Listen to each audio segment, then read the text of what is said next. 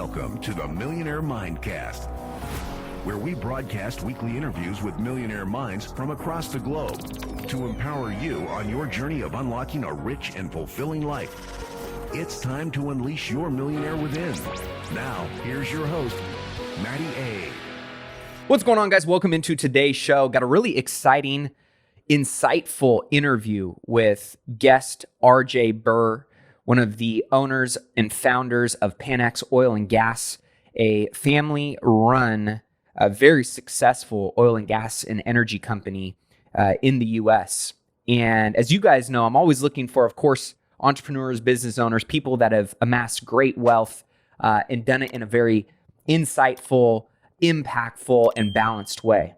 But I also am very interested in people who are doing things that oftentimes are not necessarily talked about a lot. And the oil and gas industry, the energy industry, the narrative around that is, I don't want to say very skewed, but it is, in my opinion, not necessarily represented in the most accurate way, and oftentimes taboo, because we don't get a lot of insight into this industry. It's a very hidden industry if you really think about it and you ask a lot of the people that are in that space particularly. One, it's an amazing and great wealth building vehicle, and you're going to hear about how RJ and his family built up their oil company, how they got into it, and how they exited their first one, and how they built up based on opportunity and kind of the current landscape, the second one and what that is up to, and kind of all of the, we'll call it oil investing 101, 102, and 103. We talked a lot about the similarities of real estate and oil as an investment.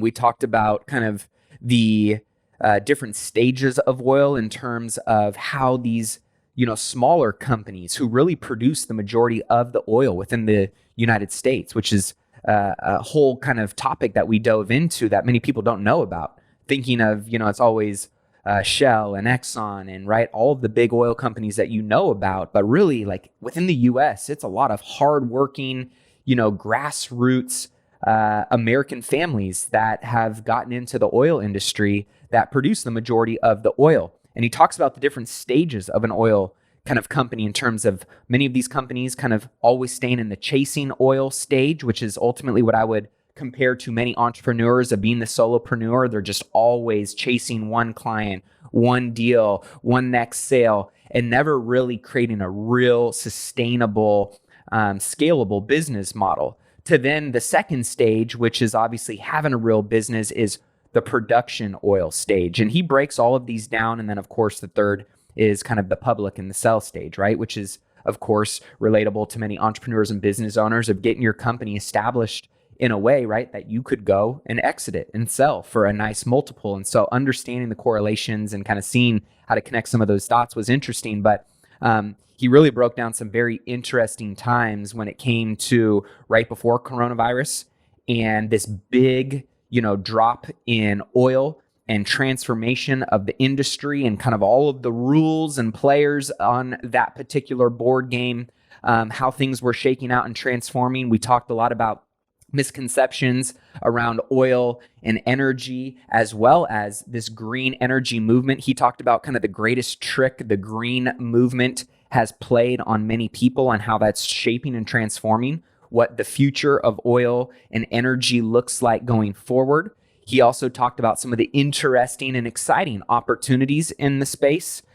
We talked about how history, kind of really creates clarity in the present and the future, and how he's looking back at many of the financial crises and many of the, lobbying kind of milestones around oil and energy to predict what we're going to experience going forward. But, I'll let you listen to his take on where he thinks oil and energy is going in the short term and in the long term. But let's just say strap in. And the more you know, the more you can, protect yourself, the more you can capitalize on opportunities and be prepared, most importantly. So with that being said, I'm excited to dig into today's interview with RJ Burr from Panex Oil and Gas right after this quick message from today's show sponsors. Well, I'm excited to welcome to the show RJ Burr of Panex Oil and Gas. How are we doing today?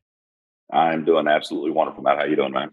Doing good, brother. It's we're recording this on a Monday, and as we kind of come out of the weekend, and I'm always, taking in I don't want to say the news because I don't subscribe to the main news outlets and narrative, but kind of taking in everything that's going on, right? It just feels like every weekend there's some new, change, and I guess I would say the rules of the game seem to be constantly being rewritten right now. And I know in your world, in oil and gas, a lot of things going on. So I know we're going to be talking about, obviously the company itself and how you guys have gotten into the industry, but also what's going on with the current climate and the narrative that's surrounding oil and gas, this push for, green, how that impacts you guys, what oil is in terms of, excuse me, as an overall investment vehicle. But I want to know a little bit more about you guys and Panex and the family business and how you guys got into oil.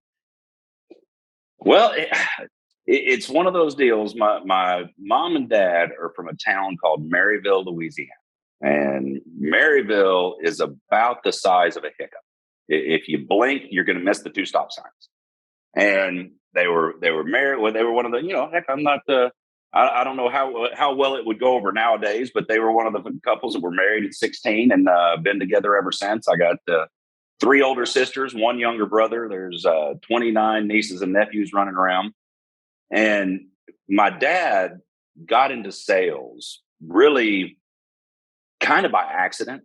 And it was one of those deals that him and my wife and my mom were married so young that heck, he had to go to work. He had to, forego a college scholarship in football. I mean, it was time to make some money. And he got into selling insurance. And it was one of those deals that when he went and they did the aptitude test, he filled out the paper. Well, they failed him. And he looked at them and he said, "You guys don't know me from a hole in the ground. I'll tell you what's going to happen. You're going to hire me. And this time next year, you're going to fly me back in to talk to all your rookies next year." And Mr. Fletcher Gardner was his boss. And he saw something in my dad. Despite him not passing the aptitude, he brought him in. And sure enough, the next year, he flew him back to Dallas to present to that group. Well, that event right there changed my entire family's trajectory, because that was the first time really anybody in my family had entered into the sales world. Now, as I get older and as I kind of learn, I've heard several people say it before, but it's more important now than ever. Sales is everything. Everything. You're either selling, you're being sold in every decision that's made. And so my family getting into that realm, now that kind of leads into him and my Uncle Gene.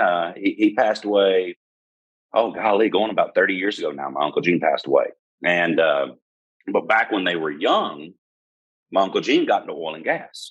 And he knew my dad was selling insurance. And so he called him up. This was 1973. And he said, "Bob, I think I got something that y'all want to look at." And so Dad came in. He said, "I sat around the office for about an hour. I listened to all of them on the phone talking." He said, "At that point, I realized I can do this." He called my mom, said, "Doris, put the house for sale. We're moving to Dallas." And that was when he got in the oil and gas business. And that's all we've ever done. Some kids get to grow up watching their dad practice law. Some get to grow up watching practice medicine. I got to watch my dad in the oil and gas business. I was on my first rig at 7 years old and funded my first deal at 18, 3 months out of high school. And this is really all I've ever wanted to do, because and this is the biggest tragedy to me, because what you mentioned green earlier. I'm a big movie buff. And one of my favorite movies is The Usual Suspects. And one of my favorite lines in that movie is, "The greatest trick the devil ever pulled was convincing the world he didn't exist." And so when I kind of look at the relationship between green energy and oil, I want to amend that quote for today. The greatest trick the green movement ever pulled was convincing the world that energy was bad, that oil was bad. Because when you look at it, without oil, really no modern economy moves. I mean, if you live in the modern world, you're in the oil business, whether you want to be or not, because everybody is a consumer. What we try to do is put our partners on the other side of the ledger. We try to put them on the production side where, heck, money's going out for oil. Let's try to get some of that money coming back. And so that's really when you put the whole ball of it together, this is something we've been doing. I'm 46 years old. I'll be 47 at the end of the month. And I've been doing this since I was 18 years old. And so this is really all we've ever known. That's amazing, man. And it's obviously you've got that entrepreneurial spirit. You just happen to be in proximity to a product of oil, right? In a space of oil that you felt was your playground, your landscape. What was it though about going into business with the family and finding, we've heard many people talk about, entrepreneurs and intrapreneurs still having that freedom and flexibility to be an entrepreneur and build within a larger landscape of an entrepreneurial organization, which it sounds like obviously that was kind of the family landscape and dynamic of where you were obviously moving towards and climbing the company ladder and building something much bigger than it was at that point in time. But where did kind of your entrepreneurial bug start? Oh, it's, we were talking about it here a little bit ago. Money is not the sole reason you do everything. However, it's a pretty strong motivator. For sure. And especially when you're broke and you're first starting out, right? Yeah. I mean, yeah. I talked to my wife about everything. And it's kind of funny because we were talking about this exact topic. We have a 21-year-old and he's learning to make his way, learning to pay his bills. And he had a bill that was due and he needed to figure out how to get some cash to pay the bill. And I kind of looked at her. I said, you know what? I think everybody needs to have their lights cut off once in their life. That way, you know what it's about. Absolutely. And, right or wrong. I mean, it's not like I'm going to let my kid go without it. I mean, I'm going to drive over there and go get him if he, right.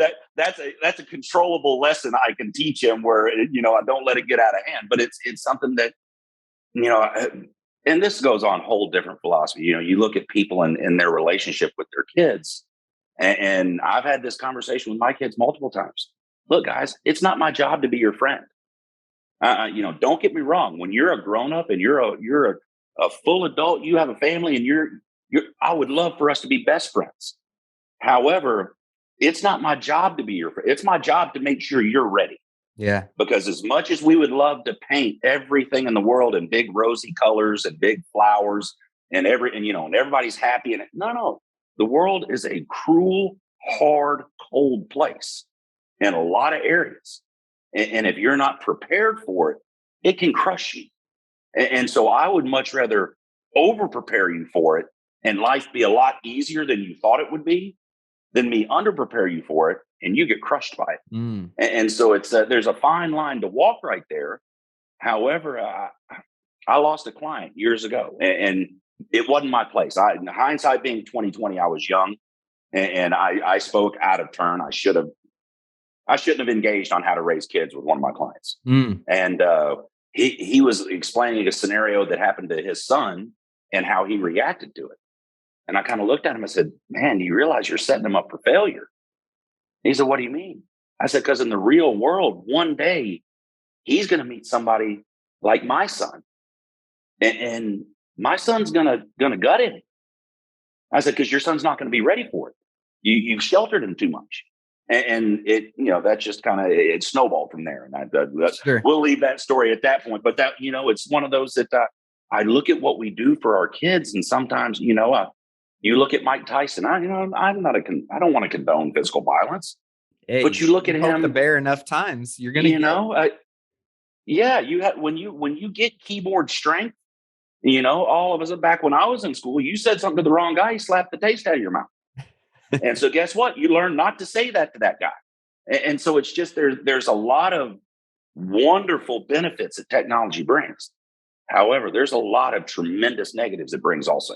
Absolutely. Yeah. I love that you're talking about that in terms of, because there's a difference between being EQ and IQ, having both, but then there's also, right, the hard skills of like really being able to perform in life and get through the tough times. And I'm sure you guys have had a lot of peaks and valleys if we're going back to the oil industry over the last few years. And I'm curious how you guys have over, since inception of Panex navigated the tough times and pulled through as a company, as a team, as a culture that obviously, has led you guys to the success we now see today. Well, my family have had two lives in oil. And I don't want to get too long-winded. I'll just kind of explain our philosophy. This is nothing that you would find academically in a school. This is just life experience and how we look at the oil industry. The oil and gas industry domestically in the United States is the most hidden topic on the planet. If you go out to pretty much anybody on the street and say, name one oil and gas company that's an American company, they're going to go to Exxon. They're going to go to one of your large companies. Right. Well, the fact of the matter is the domestic oil industry, they have nothing to do with it. Almost 83% of the oil and roughly 90% of the gas domestically is produced by roughly 9,000 independent oil and gas producers. Now, those 9,000 producers average 12 employees or less. That's your oil and gas industry in America. Now, Exxon, don't get me wrong, they're based in Houston, but they're really not an American company in the sense that what's best for America doesn't enter their decision making. Right. Their decision making is what's best for their stockholders. Now, I have no problem with that. That's what they should do. However, let's put it into context of what it is. And so when you look at the domestic oil industry, the vast majority of your companies within the industry do what we call as chasing oil. And here's what I mean. You start your business, you have a geologist, you raise some money, you have a prospect you want to drill. You raise the money and you go out and drill it. For 99.9% of your oil companies, that's it. It's over. You miss the well, you can't raise any more money. Eventually the closed sign goes out on your front door. Now, every now and then you have a company who's fortunate and they hit that well. Well, they found what we call job security. Your job is secure for as long as it takes you to develop that field, whether it's 1 year, whether it's 5 years, however long that time period is, you're developing your field. Well, during that time, you're drilling wells around looking for another well. So when you're done developing, you can leapfrog to the next field and develop that one. Mm-hmm. Well, a successful oil man will look back. He's 60, 70, 80 years old. He's discovered 5, 10, maybe 15 fields. He's made a great living. His partners have made some great money. However, he had to produce every barrel he found to keep that engine going. He has spent his entire life chasing oil. Now, that's where most of your oil companies spend their entire life. Every now and then, they jump out of that chasing oil stage and get to what we call the producing oil stage. Really, the only difference is in the producing oil stage doesn't mean you're going to hit every well you drill. This is oil. You're going to miss wells. However, when you drill the well, you know the oil is there if you can get it. Now, in addition to that, when you're producing oil, you have enough reserves in place that you can utilize those reserves to acquire more reserves. Is that you with me? Yep. Right now we have a field. We estimate anywhere from bottom side about 15, 20 million barrels. Top side, there could be in excess of 100 million barrels sitting in this field that we're developing. Yep. Well, there's a section of pay sand in this field that's about 9,000 to 13,000 feet deep. Well, that's not something we're interested in. That, we can drill it. Don't get me wrong. I'm not saying we won't drill. However, that's not our bailiwick. That's not what we focus on. Well, just because we don't focus on it doesn't mean that oil's not there. Right. So what we'll do, we'll take those and we'll show them to another oil company that has ownership of our bailiwick. And so we say, hey, we know you like this depth. Come look at it. If you like it, drill it. We'll keep a piece of it. You keep the rest. Yep. And at the same time, they open up their inventory to us. So we utilize our reserves to acquire more reserves. That's when you're in the producing stage. Now, the next stage after that is either go public, you sell the company. That's when you hit the launch pad. Now, my family, we've been fortunate. Right now, we're in the producing stage for the second time. First time, Marathon Oil came in and bought us out. And so we entered, it was over 10 years ago now, that came in and essentially we retired. Me, my dad, my brother, the family, we sold the company and we walked away. And you can only chase that little white ball on the golf course around so much before you start going stir crazy. Right. And so here about, it was about 6 years ago now, 5-6 years ago, me and my dad and my brother were eating dinner and we kind of just sat down and I said, guys, it's time to go to work. My dad says, you know what? You're right. It's time to go. And Bo says, you know what? It's time to go. And so that was when we cranked up and started Panex. Now, our evolution as a company, really the biggest thing that happened wasn't Corona. It was right before Corona, about 6 months before. What we saw, and now this is whether you like President Trump or not, it's really irrelevant. What he did with the United States production of oil and getting us to produce so much oil, the power structure in the oil industry in 1960, when OPEC was created, at that point in time, your seven sisters, basically your seven major oil companies, they controlled the price of oil.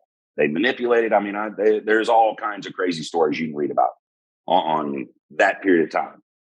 Well, the reason OPEC was created was to negate that power. And that has essentially been the power structure for the last 60 years. And then all of a sudden, domestic production in the United States, the shale industry, came in and it took OPEC's power. And so what we saw happening is we saw OPEC and OPEC Plus, which is Russia, we saw them increasing production because economically, the shale oil is expensive to produce. Chances are most companies out there need at least $50 a barrel to pay their bills. Mm-hmm. Everything over 50 is what they're making profit on. Right. And so what we saw happening is we saw Russia and Saudi Arabia increasing their production, trying to push that price down. If they could get it to $45, maybe $40 a barrel, all of a sudden your shale companies are in trouble. You're driving them out of business. And so that's what we saw happening. And we said, okay, now the dirty little secret is Russia and Saudi Arabia need $50 a barrel each also. And so we were betting that they could outlast the shale industries. And so that was really what we were gearing up for, because when you look, I love history. History is probably my favorite subject because history is the greatest story ever told. And if you sit back and look at it, you'll see in every moment of financial crisis in our country's history, when it's all said and done, there is always a group of people that come out of the other side looking like geniuses. And when you look at their stories and compare their stories, there's really only two common traits that they share. The first is they had cash on hand when the crisis hit. Mm-hmm. The second, when the opportunity presented itself, they had the intestinal fortitude, as my dad likes to call it, to push their chips in the middle of the table. And that's really the main, because it's in so many different industries. Yep. And so we saw this coming. We saw the crash coming. And we said, okay, let's get our powder gel. And so we started getting ready for it. Well, then all of a sudden Corona came and nobody could have predicted it. However, just because it was a different trigger, the end result was the same. Right. Only thing it did that was different, it took the 18 to 24 months we thought it would take, and it crunched it down into 30 days.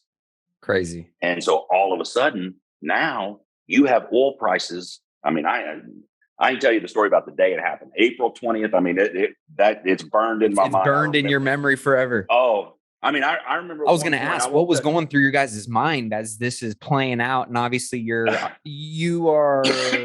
looking at the, right, like you said, the history, the data. You guys had already kind of been, digging the well before, no pun intended, before you wanted to start scooping the water. But you guys saw this coming. You just didn't know, one, it was going to be, right, catalyzed by coronavirus, and two, that it was going to be condensed from 18 to 24 months down into 30. So how were you guys navigating this, going, hey, we've been preparing for this opportunity, it's here? What did that all look like?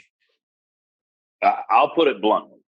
On that day, April 20th, 2020, if anybody on the planet had the right to curl up in the corner, start crying and sucking their thumbs, it was us. And the reason I say that, we had just finished earlier in the year two partnerships. One had 12 wells in it. One had 9 wells in it. Outstanding partnerships. I mean, they were in the first revenue distribution. The first, not the first month these wells produced, when we sent the revenue out to the partners, when you took the revenue and added the taxes to it, it was a little over 50% of their money they got back in 1 month. Oof. I mean, it was, yeah. Oh, no. Nice. I mean, over the last 30 years to have one program going that was rare. To have back-to-back concurrent programs doing the same thing, we're about to raise $100 million. I mean, that we were about to raise a lot of money to keep drilling wells. Well, after that first month, that was March of 2020 when that first revenue distribution went out. And then the prices, and it killed the partnerships. I mean, the initial flush production, I can go into the whole story on what it did, but it killed our initial flush production on those wells because the price went through the cellar. Yep. And so that moment in time, that's one of those hindsight being 2020. It's one of those moments that you could look back on and you were either going to be really proud with how you reacted to that situation, or you're going to be really embarrassed. And so when that moment happened, we sat down as a group, we kind of looked at each other and we said, well, this is exactly what we were expecting to happen anyway. And so we kind of looked at it while everybody else on the planet was pulling their sails in and getting ready to ride out the storm. We said, let's go for it. And we spread our sails out and we pushed all our chips in the middle of the table. And in the last 2 years, we've acquired, I want to say 17 different leases comprising of 2 complete salt domes. If our experts are right, we got 100 to 125 million barrels of oil sitting there. And so when you're sitting on top of that much oil, I mean, all we got to do is go get it. Now that means, it's going to take us about 200, 300 million to get it all out of the ground. Mm-hmm. However, when you're looking at a potential 5 to 10 billion in reserves, I'll sign up for that 6 days a week and twice on Sunday. That's amazing. And so funny. it's just looking back in, we'll just call it that, Q1, Q2 window of 2020, how many oftentimes, right? And I'm a history guy too. I love going back and looking at history, studying data and seeing how that correlates and kind of helps provide either context or color to the present or future.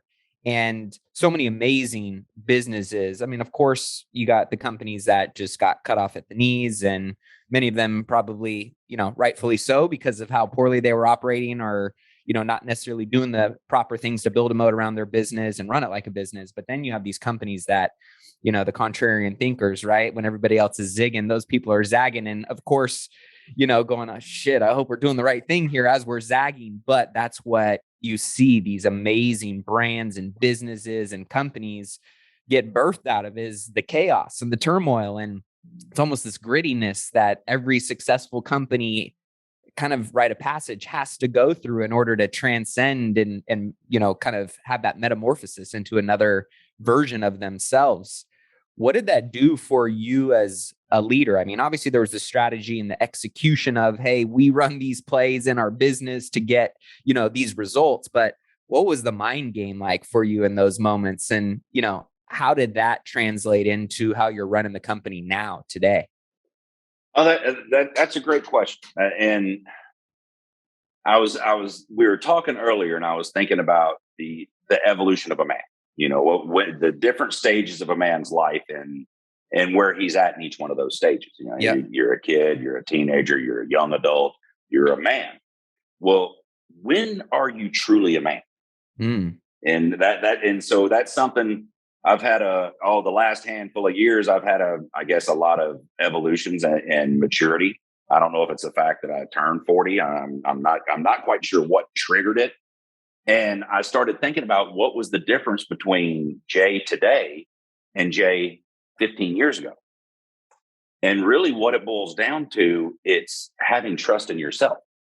And here's what I mean is for pretty much every successful male, as you're getting into the business, whatever business it is, as you're getting into your adulthood, there's always a couple of people, might be your dad, might be your business mentor, might be your teacher. There's always 1, 2, 3. There's always a couple of people that you lean on their opinions. Yeah. You lean on what they say. And I truly believe that the moment you become a man is when you realize I trust my own judgment on a situation. I'll still ask opinions on the outside because it's an ignorant man who turns down wise counsel. Yep. However, I have my heart, and if I believe something in my soul, and I was talking to my dad about it, I said, when you look back on it, there's been a couple of moments where you believe something, but it's wish-washy. You could go one way or the other. You think it's right, but but there's a couple of times conviction. You've got it. You're right. I know. And even if the world is telling you you're wrong, deep down, you're right.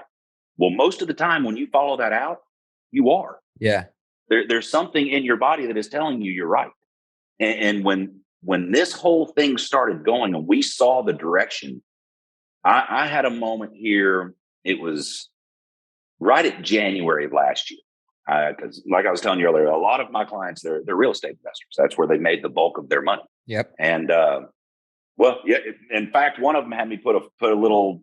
They're called, we call it our oil and gas primers. You can go to Panex.us and you can get our oil and gas 101, oil and gas 102, and oil and gas 103. And oil and gas 101 is basically just a general overview of the industry. Yep. Just here's what it is. Oil and gas 102 lays out the tax aspects of it. How oil and gas, I believe, is the greatest tax shelter out there. And then oil and gas 103 kind of lays out the structure of the industry, where we were, where we are, what the future lies in front of us. And so I was sitting down talking with some of my partners. And when you look at the typical investor, this is just, once again, no academic. This is just me, 30 years of dealing with my partners and their money. Typically, my partners have 3 piles of money that they live from. The first pile is what we call our safe pile. That's their family. That's their bills. That's what they live on. Nobody touches that money. Their second pile, that's a pile for their future. Now, when they put the money in that pile, they're not necessarily, don't get me wrong, they want it to grow, but they want to know that when they go back to it, they're going to have the same, if not more, than when they put it there. Well, their third pile, that's their pile they grow. That's the pile they play with me with. That's the pile they want to turn $1 into 2, 2 to 5, 5. That's their multiple pile. Well, that middle pile was what all of a sudden, it was what, January, February. You remember the silver run last year when all of a sudden everybody realized there's more paper than there's actual silver. Yep. Well, all of a sudden, a large swath of my partners called me and said, "Hey, do you realize that the safe pile that I'm putting my gold, my silver, all of a sudden those prices are just as manipulated as everything else?" And so they started freaking out. They didn't know where their safe pile would be from now on. Mm-hmm. And so I'm trying to, heck, I'm a problem solver. I'm sitting here trying to think of solutions. Okay, how can I help them out? And I'm laying in bed, and it was about 3:00 in the morning, and it hit me. And it kind of, when it hit me, I popped up and I started pulling on the thread on that sweater. And so I was up for probably the next 48 hours getting everything laid out. And I kind of started it as a joke. And I've been asking my partners for 2 years now. And for 2 years, nobody's been able to answer me. Name, other than water, oxygen, and food, name one thing on the planet more demand than oil. And somebody said medicine. Okay, I could put medicine in there. But, so there's and the reason I love oil is when you think about it, it's the most perfectly balanced product out there when it comes to what its value is. Because you have half the population want it free. The other half the population want it to be $5 million a barrel. And so you have 2 equally opposing forces pulling on the same barrel of oil. And so I started looking at it. So, well, hang on. If you're worried about your money in gold or silver, well, heck, if you're tired of the rat race, well, get it out of the rat race. Park it here. Let's put it in oil. Let's put it in something that we know. We were talking about green energy earlier. That's what oil and gas 103 is about. It breaks down what we've been doing as a country. That, man, we're setting our fellow citizens up for a huge gut shot. And I'll run through it real quick. I was going to say, tell us a little bit more about that from your perspective. Well, before the pandemic, we were roughly consuming about 100 million barrels of oil a day worldwide. We were producing 90 to 95 million barrels per day. Now that deficit, they're estimating it's between 10 and 13 million barrels per day. It's a big delta. That we're consuming more than we're producing. They project that to be close to 70 million barrels by 2030.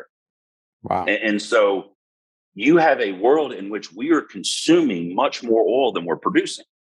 So the only way to alleviate that is to produce more oil. Well, when you look at the worldwide investment in development drilling, in upstream oil and gas investments, in 2014, it was right at $1 trillion. We're going to be lucky to hit 300 billion this year. So we've essentially cut our investment to find more oil for what we've already produced by almost 70%. So we're using more oil, but we're not adequately investing in more oil to replace it with. Why not? So You know that Is this just a Biden administration thing? I mean, because obviously the Trump no, administration. this started back in Obama. Okay. I mean, it's just, and now really I'm kind of speculating, but I'm just kind of, I don't want to guess on somebody's motives, but here's how I look at it. If I'm Exxon and I take, let's say all of it is me. Let's say every bit of that $1 trillion investment, I encompass every oil and gas company. Yep. And now I'm putting 300 billion in. Well, if I've taken that 700 billion, chances are most of that is going towards green energy. So why would they do that? Well, one, maybe they are altruistic.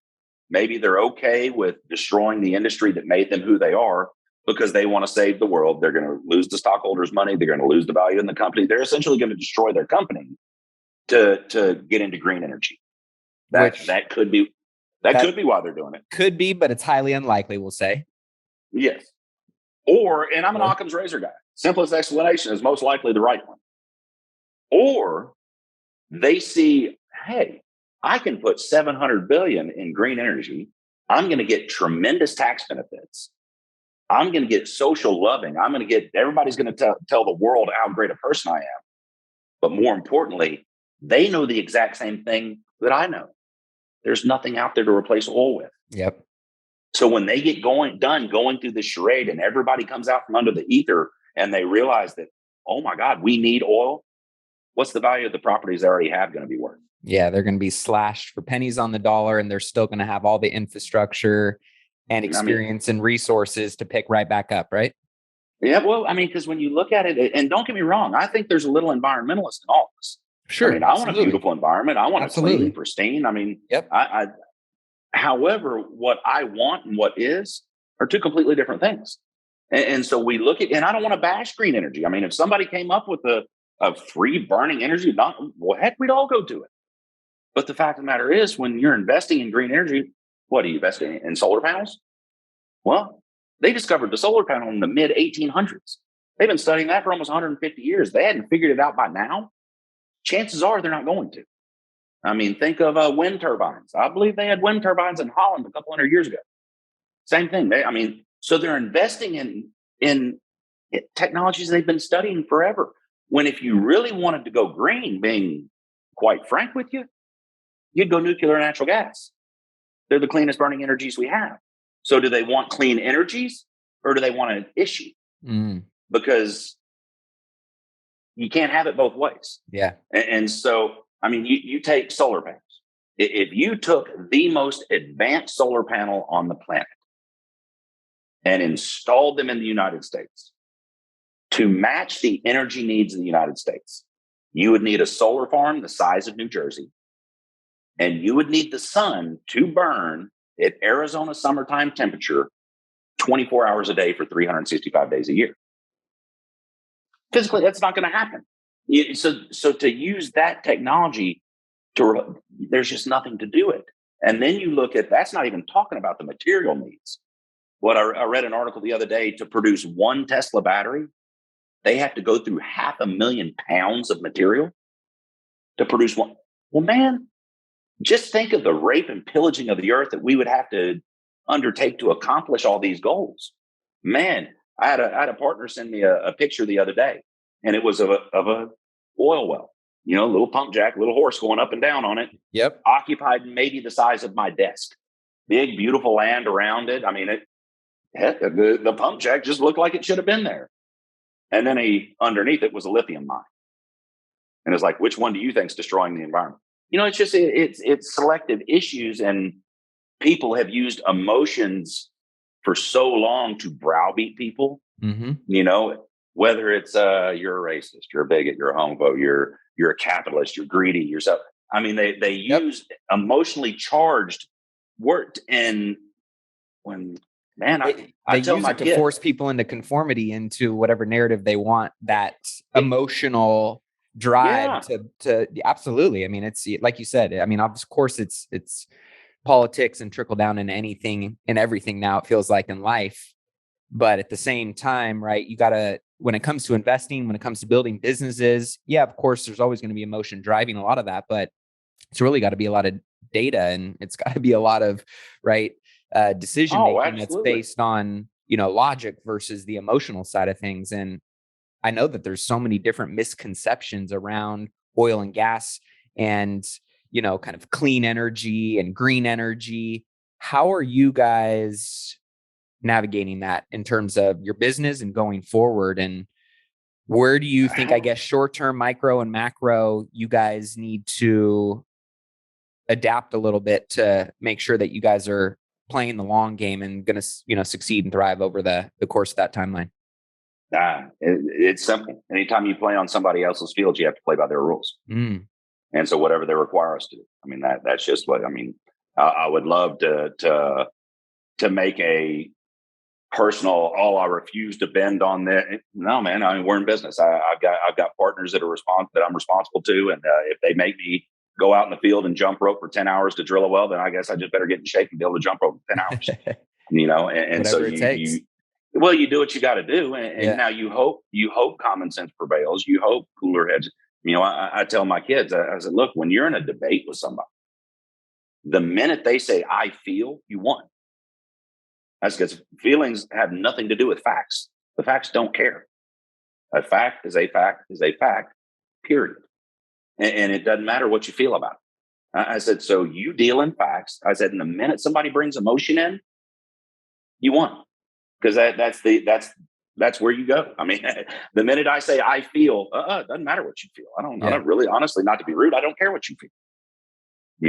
If you get hit by that car, it's going to hurt. There's no changing that fact. And so it's just you look at all this stuff and you watch the talking heads on the news. I mean, I think a lot of these guys are just so desperate to impress you with their intelligence. They try to make stuff so complicated. I mean, heck, I've been in this business for 30 years, and I'll watch some of these guys, and they'll get done talking. I'm like, well, what in the heck was he just talking about? And when in truth, it had nothing to do with the price of tea in China. Yeah. It really just, and so they try to outsmart themselves when it's really simple.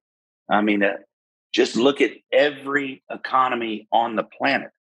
What drives the economy? Energy. If you don't have energy, you don't have anything. Okay, so how do we get the cheapest, cleanest? Now you start looking at the trade-offs. Okay, if we burn this type of coal, we're going to create a bunch of pollutants, but guess what? We're going to be able to do all this on this side of it. Mm-hmm. Okay, well, let's find the equal balance. Let's try to burn a little cleaner coal. There's always trade-offs. Yeah. And the whatever lobby scared the world on nuclear power because of a couple of, I'm not going to say small mishaps. You had a few major. However, nuclear power is a clean. I mean, you look at right now. Look at right now, France. The only reason France is a little separated from being at Russia's mercy is because of the nuclear plants they have. And they're going in and trying to close them now. You look at Germany. Man, I hate to tell you this, but if you buy 60% of your gas from me, I own you. Yep. Because there's nothing you can do. If I decide to cut you off and I say no, there's no way you're going to be able to replace it and build the infrastructure quick enough for the damage not to just cripple your economy. Yeah. And so they've kind of put themselves at Russia's mercy. Yeah. And I don't want to get into the goodness or badness of Ukraine and Russia, but everything they're doing over there, that's the crazy thing, because everything they're doing over there doesn't do one thing. Yeah. It doesn't change the fundamentals that we consume too much and don't produce enough and aren't investing adequately to replace it. Those fundamentals are the same. And so you could end the Russia-Ukraine war tomorrow. And guess what? There's still not a reason for oil prices to go down. Mm. And so, you might have a little blip. It might go down a little bit. It might fluctuate. But the fact of the matter is, we are where we are.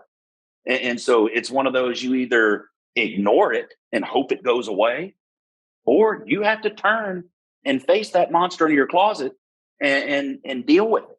Yeah. And that's where we're at. Biden's, Putin pump price isn't as, let's say, relative to the way he's making it sound right now. And of course, I think, some things, how strong or weak, is the United States from an energy standpoint right now? And what direction are we trending in? Oh, life's been hell since my crystal ball broke. But I kind of look at it like this. The United States is essentially the Saudi Arabia of natural gas. And so our ace in the hole, and this has kind of been a debate I've had with my family for years, is, man, why did we produce so much oil over the years when we had all these reserves? We could have just imported it from other people and kept our reserves. And then when everybody else was out of oil, we're the only game in town. Right. Well, the same thing could be said for natural gas. I mean, you make conversions there. I'm not sweating the U.S. energy. Now, I was talking with my daughter, and she's one of those that you kind of look at her and she's special. I mean, she really is. She as a sixth grader this year, she finished second in the state robotics fair. She built her little robot, awesome. Programmed it. And so we're sitting there listening to the news the other night driving home. And I don't overwhelm them with news, but I make them listen to it with me every now and then. Yeah. And we're driving home, and they were talking about helping other countries out and America. And right before that, they were talking about all the troubles in America. And she looked at me and she said, Dad, don't get me wrong. I want to help all those other countries out, but doesn't it make sense to take care of America first and make sure we're good? Because if we're good, then we can help everybody. But if we're helping everybody else, what good is to them if we fall apart? I like her already. And this is a 12-year-old little girl, and so it gives me, I don't know if you remember the tornadoes hitting Bowling Green here a couple months ago. Yeah. We had, I think it was 4 tornadoes hit our town in about a 3-week span, but 2 of them really went right through the heart of it. And the night before the tornadoes, if you would have asked me if America was the same America that was here before World War II, I honestly don't know what I would have said. I don't know how I would have answered that question. The day after the tornado, my best friend and his wife, they live on one of the main streets that got hit. And so I'm up at 7 the next morning, and we're in my truck. My wife and I we're going over to my buddy's house to make sure they're okay. Yep. Well, I mean, sun's barely cracking up. It's 6:37 in the morning. Sun's barely getting up. And already the streets were clogged with hundreds from town came in to help and clean up. I mean, it was, I'm getting goosebumps right now talking about it. It was all of a sudden I saw it. I said, no. We are America. We are here. And I really do believe I was talking with one of my partners, and as a company, we have a game plan on building something. Because when you look at the major oil and gas companies in the world, there's really only one that I can think of that produces most of their oil domestically. And it took 2 companies merging for that to happen. And so you sit down and look at it, and I said, you know what? There's over 600 salt domes across the Gulf Coast. Say half of those don't have any oil. Say half of those aren't worth it. Say only 1% of those are worth going at. That's a couple of dozen fields that if each one of them had 50 million barrels, all of a sudden now you have not just a $1 billion company, you have a company that's up in the 10s and 20s and 30s. You have another major oil company. Well, why not? If somebody's, why not us? And so you start building a plan that really nobody decided to climb Mount Everest. They never did it until they decided to try. And so when you look at the whole scope of everything going right now, it's one of those, we want to push all the chips in the middle of the table because look, and this is putting my G.I. Joe hat on and putting the American flag in the back of my truck. I truly believe that Americans are ready for the 3 little words made in America to mean something again. Yeah. And if somebody else as a country, if you don't control your food, your medicine, or your energy, somebody else does. And right now, we don't control any of those 3. Yep. Well, I want to build something where we control one of them. Doesn't matter if it's me, doesn't matter if it's somebody else. As long as it's somebody that wants the best for our country, I'm okay if it's not me. However, I know what I would do. Yep. And so I trust me. I don't know, I trust everybody else once you prove that I can trust you. But so it's something that you look at all the politics, you look at all the flood, man, it's really something that if you just went back to the foundation, You could eliminate every law in the book. And if everybody just lived by one rule, the golden rule, do unto others as you'd have them do unto you. Do you realize how much easier the life would be? Yeah. And how much fairer? If you had a trial in front of a group of a jury, and you said, you know what, guys, there's no specific law guarding this.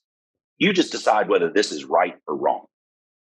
And you would have essentially unanimous consent on darn near it, because everybody knows whether it's right or wrong. Now we can come up with laws and we can justify and we can figure out ways to skirt. And well, you only drank a beer and 3/4. If you'd have got to 2, that's drunk drive. I mean, really? Yeah. You're splitting hairs. You either drank or you didn't. I mean, it's no big deal. I don't care. It's just one of those. Come on, let's be real clear about what we're trying, because language does matter. Yeah. And when you change the language and you change the meaning of words, I mean, that there's got to be a goal to it. I mean, there's got to be a reason for doing it. I mean, you don't change a word if you like what it means. Yeah.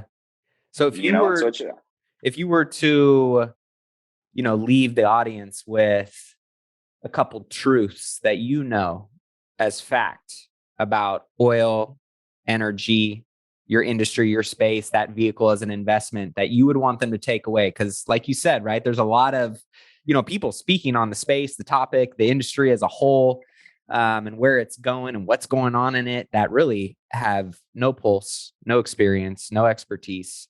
But they're shaping a lot of the narrative and the ideology around it because they've got attention and eyeballs. And I know most of the people I know in oil and gas, they're not coming on podcasts. They're not, sharing this type of information. So I want to just give a big shout out to you, RJ, and what you guys are doing. One, as a company, two, your family, and you yourself coming out here and, spitting facts and truth and sharing that opportunity and space for other people to partake in the conversation. Because I'm a big believer in what you just said. Made in America, pro America. We are the greatest country space that, people can come in the land of the free and go and create whatever the hell it is that they want. And I think obviously you guys are a perfect example, right, of what that opportunity looks like. So if there were a couple truths that you love for people to know about your industry, your space, maybe the conversation or topic as a whole, what would you tell them? Honestly, I think oil is the greatest industry the world's ever known. I truly believe that without oil, the United States wouldn't be where we are today. When it comes to the tax benefits, there's a reason they're so good. I mean, Uncle Sam doesn't give us tax benefits because he wants to. He gives us tax benefits because we have to have the oil. And so it's not whether you want to be a good guy. It's not whether you want to be a bad guy. Like we were talking a minute ago, a fact is a fact. And petroleum runs the world's economies. You have, other than religion, I believe there's once again no study. In fact, now that I say it, I'll probably go back and research it. But I'd be willing to bet that more wars have been fought over energy. Yep. Than anything other than religion. I believe that. And it's just because everybody. I came with a little saying when I was like 15, and I never invented anything, but it was one of those that it made sense to me. Quickest way to become a millionaire is find out a way to make people's lives easy. If you figure out a way, whether it was the remote control, whether it was the cell phone, whether it was the Velcro shoes, you find a way to make somebody's life easier and somebody's going to buy it. Yep. Now, the fallacy of that is if you make everybody's life too easy, you end up with Wally. And so it's just there's a fine line between personal responsibility and ease of life, and it's everybody's job to find out where that line sits in them. That's right. Well, brother, I appreciate your time today. It's been super insightful, amazing learning about your industry, your space, and where things are going. If you were to kind of make one bullish or bearish prediction for oil over the next 12 to 24 months, what side of the aisle are you taking? I don't think we've seen anything yet when it comes to prices. And as much as I hate it for everybody, because I pay it too. And, so it's not that I'm not saying it, y'all are going to, no, we're all going to pay it. And so, like I said, if you're going to be on the consumer side and you're going to put that money out for the products created by oil, you need to get on the production side, whether it's with me, whether it's with somebody else. I mean, kick the tires, make sure I kind of look at it. There are three factors involved where I will ever do business with anybody. The first factor is their responsibility. The remaining two are mine. The factor that is theirs, it's simple. It's the money. I don't know how much they have. I don't know how much they can invest. But once I know that they're financially in a position to do something, now it relies squarely on me. First, who are we? Jay Burr, Panex, Bob Burr, Bo Burr. Why are we the kind of people you want to get involved with? If you couldn't envision yourself being proud knowing we're working for you, don't do it. Second factor is our program. Of the millions of places in the world you can put your hard-earned investment dollars, why is my program worthy of your money?